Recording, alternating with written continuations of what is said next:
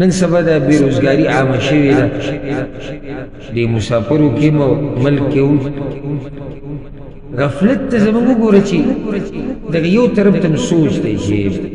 په څه طریقې سره به دا مال ډېرېږي او دا ولې کم شو دا ولې مزدوري کمه شو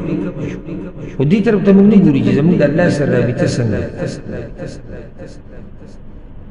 یا زه مزدوري کوم رزق ګټم خو پکې برکت نشته د دې به اخر څه وکړو په بچو کې برکت نشته په کار کې نشته په کور کې نشته په ژوند کې نشته دغه یو وجه لري چې موږ د استغفار نه غافل موږ د الله نه بخښنې نه ځکه چې کله انسان د مصیبتونو چې په ده باندې راځي دا د ده د ګناهونو د لاسه راځي او ګناهونه ختمېږي په استغفار سره سورة نوح کې الله رب العزت د نوح علیه السلام خبر را نقل کړی چې هغه خپل قوم ته څه ویلي وو فقلت استغفروا ربکم انه کان غفارا وی الله ما ویلي خپل قوم ته نوح علیه السلام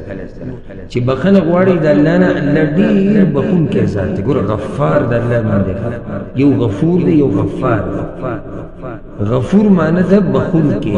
غفار معنی ده ډېر بخونکی د الله یو نوم غفار دی فعلا برته وبغي ته واپس شي وی ما دې خپل قوم ته ویلي چا ویلي نوح علیه السلام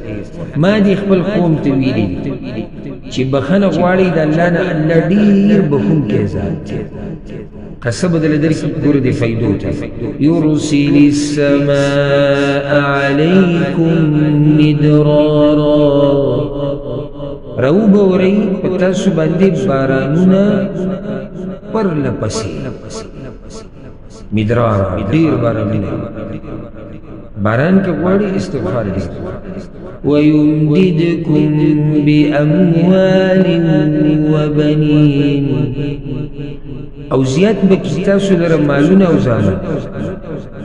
د مال د ډېرولو طریقه هغه استغفار زامن غواړي د الله نه بچي غواړي استغفار ويجعل لكم جنات ويجعل لكم انهارا او در بکی تاسو لره باغونه او در بکی تاسو لره نهرونه فصل میوه باغونه هغې کې برکت د هر څه سره استغفار د هر څه د استغفار سره تاسو ملګری سورة هود کی دا ذکر دی وَيَزِدْكُمْ قُوَّةً إِلَىٰ قُوَّتِكُمْ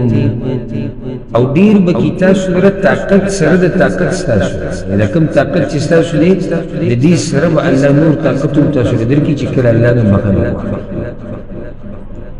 زه غواړم چې یو کس ماته ذکر کړي د ایتونو کې څو خبرې ذکر شو کتاب چې ورسره مې او ورته ګوري او جواب ورته نه معلوم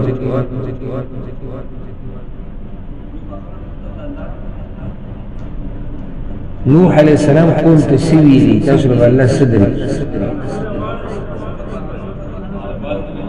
الله به وبخي